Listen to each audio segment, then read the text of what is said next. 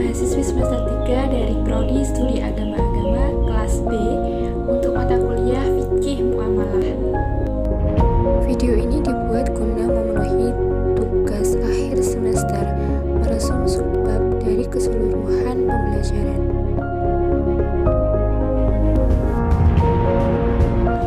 Anwal dapat diartikan sebagai harta. Sebagaimana bahwa harta merupakan segala sesuatu yang dimanfaatkan pada sesuatu yang legal menurut syariat Islam, seperti dapat digunakan sebagai jual beli, tukar menukar, pinjam meminjam, dan lain sebagainya. Menurut fuqaha, harta dibagi menjadi dua, yaitu harta anyah, yaitu harta nyata, atau harta urf. Harta merupakan salah satu kebutuhan pokok untuk menjalani kehidupan di dunia, sehingga harta masuk dalam ad-daruriyat al-khamsah, yaitu 5 kebutuhan pokok manusia, diantaranya agama, akal, jiwa, keturunan, dan termasuk harta. Cara memperoleh harta dalam Islam tidak melarang kehendak seseorang untuk memperoleh harta selagi dengan cara yang halal dan baik. Namun, bagaimanapun juga yang menentukan kekayaan dan rezeki ialah Allah SWT. Adapun pembagian harta ada 6, yaitu mutaqawwim, ghairu mutaqawwim, al-mal al-mithli, al-mal al-ghimi, al-mal al-istihlaki, dan al-mal al-istimali.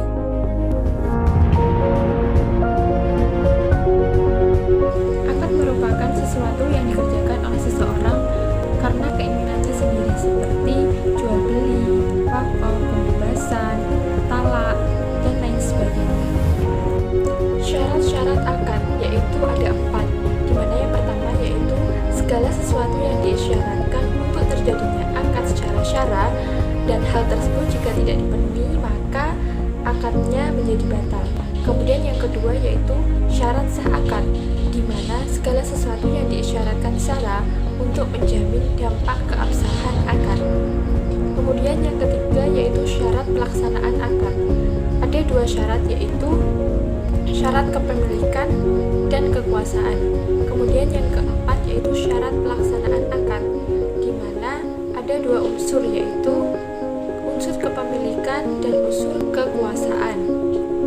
Terdapat beberapa hal yang membuat akad itu berakhir, yaitu salah satunya pembatalan, atau salah satu pihak itu meninggal dunia, atau memang akad itu ditinggalkan.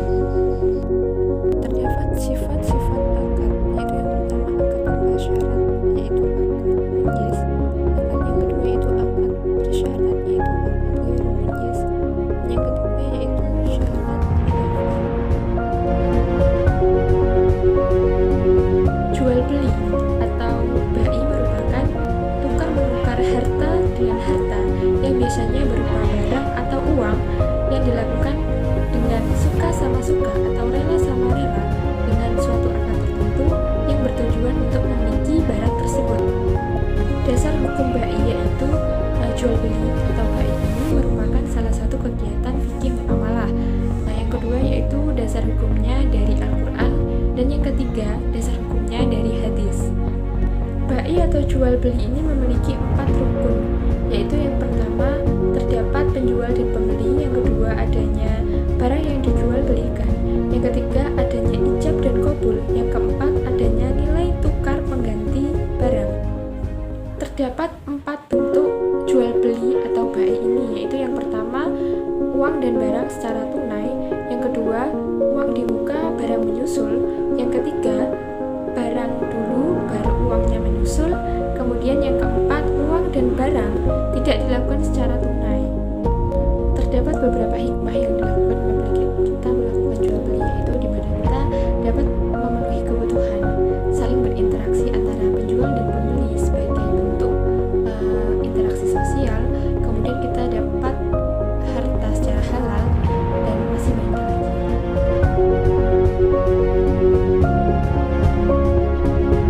Hijrah merupakan pemindahan pemanfaatan atau suatu barang, jasa dalam waktu tertentu dalam pembayaran upah.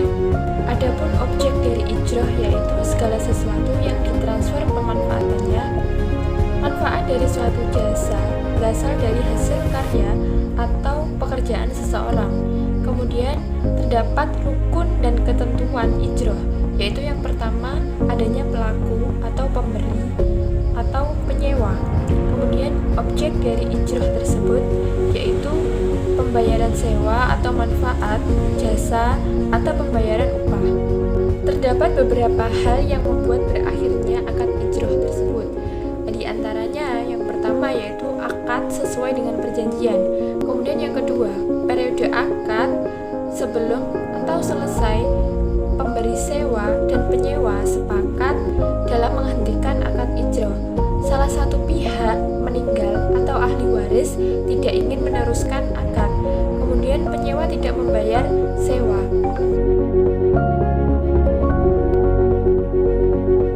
Adapun pengertian dari ujroh yaitu upah mengupah, di mana tertuju pada sewa menyewa atau jasa tenaga dengan imbalan upah atau gaji.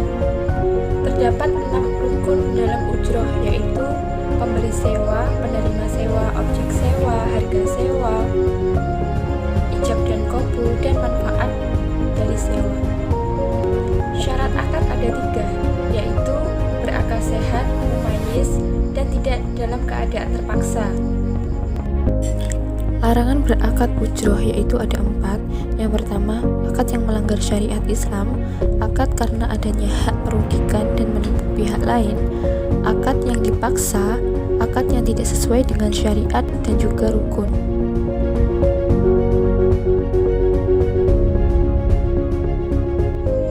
Ariyah atau pinjam-meminjam bertujuan untuk saling tolong-menolong. Hukum dari ariyah atau pinjam-meminjam yaitu sunnah. Terdapat 3 rukun ariyah, yaitu orang yang meminjamkan, orang yang menerima pinjaman, dan barang yang akan dipinjamkan.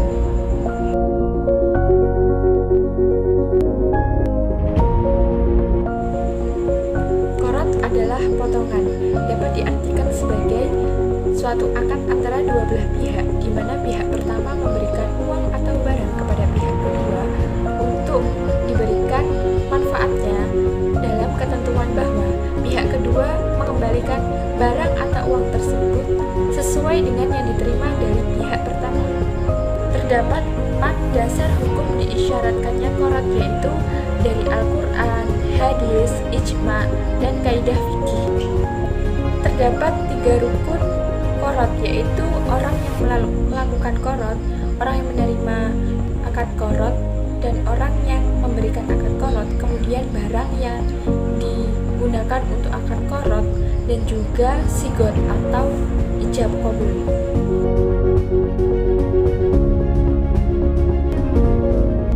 Gadai merupakan suatu akad yang dilakukan untuk menahan barang yang bersifat material dan bernilai ekonomi milik dari rahin sebagai jaminan dari piutang. Dasar hukum dilakukannya gadai itu ada 3, yaitu dari Al-Quran, yaitu dalam surat Al-Baqarah ayat 283, dari hadis, dan dari ijma dari para ulama yang memperbolehkan pelaksanaan dari gadai. Adapun rukun dari gadai yaitu orang yang menggadaikan, orang yang menerima gadai, yang menjadi objek gadai, utang, dan pernyataan qabul.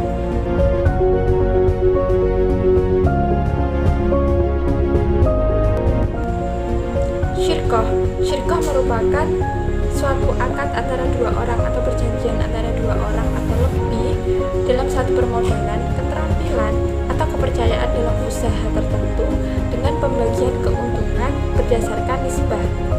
Adapun ada 2 macam dari syirkoh, yaitu yang pertama yaitu syirkoh amlak, di mana pengusaha atau harta secara kolektif berupa bangunan, barang bergerak, atau barang berharga. Kemudian yang kedua yaitu yarkat aukot, yaitu syirkoh akad kerja antara 2 orang yang bersatu dalam modal dan keuntungan, misalnya dalam transaksi jual beli dan lain sebagainya. Adapun ada 2 macam dari syirkoh, yaitu yang pertama yaitu syirkoh amlak, di mana pengusaha atau harta secara kolektif berupa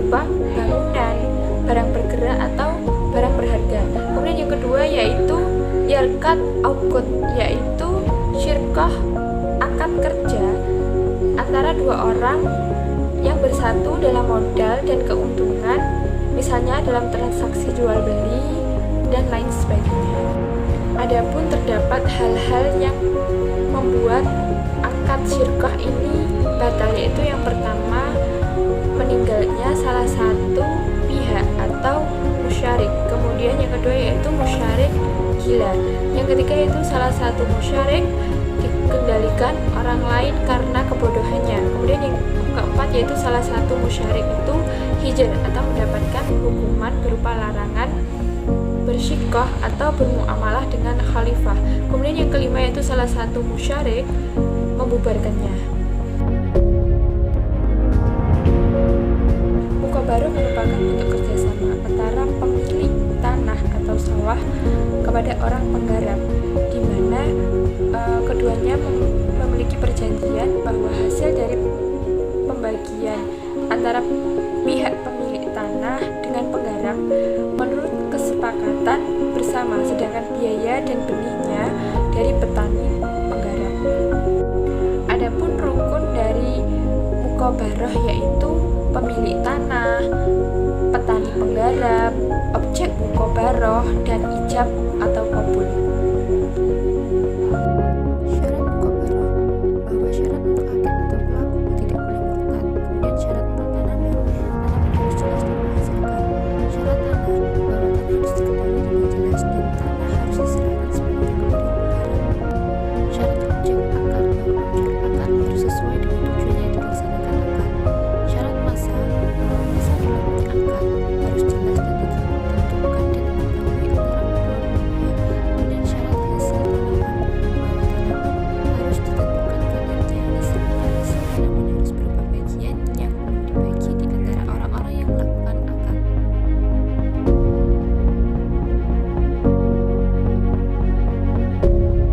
Mudharabah merupakan perjanjian antara dua belah pihak, di mana pemilik modal mempercayakan modalnya kepada pengelola modal dengan perjanjian di awal.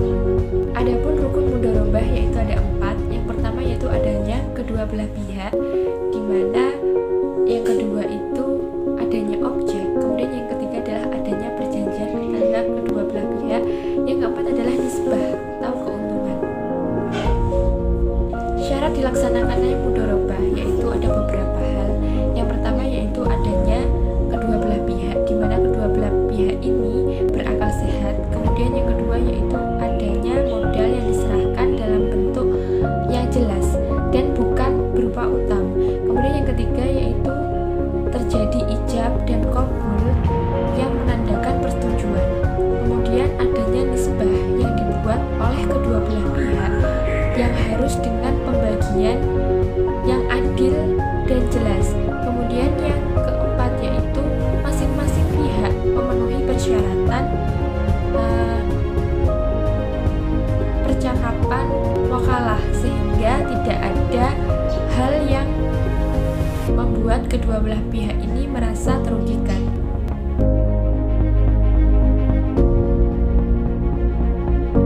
Hibah merupakan suatu pemberian sesuatu kepada orang sewaktu hidupnya, di mana tidak mengharapkan pengembalian atau balasan secara lisan maupun tulisan. Hadiah merupakan pemberian tanpa imbalan untuk menyambung tali silaturahmi dan untuk meningkatkan hubungan dan memuliakan. Sedekah merupakan pemberian harta kepada orang fakir, pihak-pihak yang membutuhkan, dan orang-orang yang berhak menerima harta kita tanpa adanya imbalan. Dasar hukum sedekah wajib apabila kepada orang-orang yang sangat membutuhkan atau dalam keadaan yang sangat kritis. Sedekah hukumnya sunnah muakkad, namun bisa saja berganti dengan haram apabila pemberi sedekah mengetahui uang yang disedekahkan untuk dibelanjakan kepada hal-hal yang melanggar syariat Islam. Ada perbedaan antara hibah, sedekah, dan juga hadiah, yaitu bahwa hibah diberikan karena adanya rasa ingin memberi, dan diberikan karena bentuk apresiasi kepada seorang yang berprestasi atau bentuk terima kasih. Kemudian yang ketiga yaitu sedekah.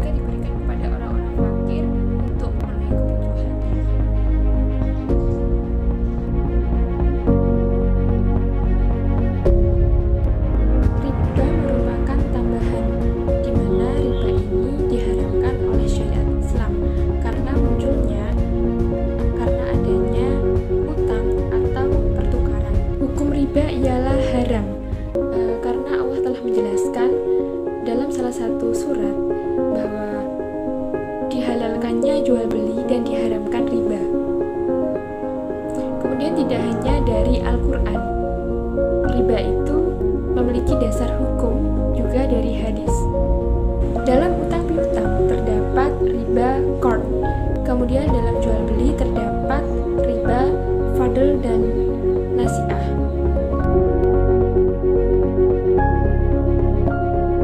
Nikah atau menikah memiliki pengertian bersatu atau berkumpul.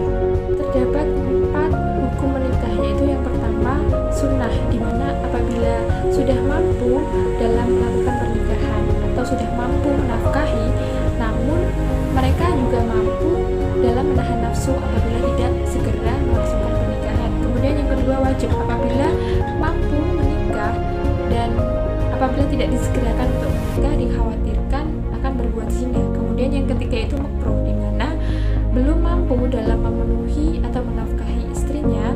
Kemudian yang keempat yaitu haram, di mana terdapat niatan untuk menyakiti calon istri atau perempuan.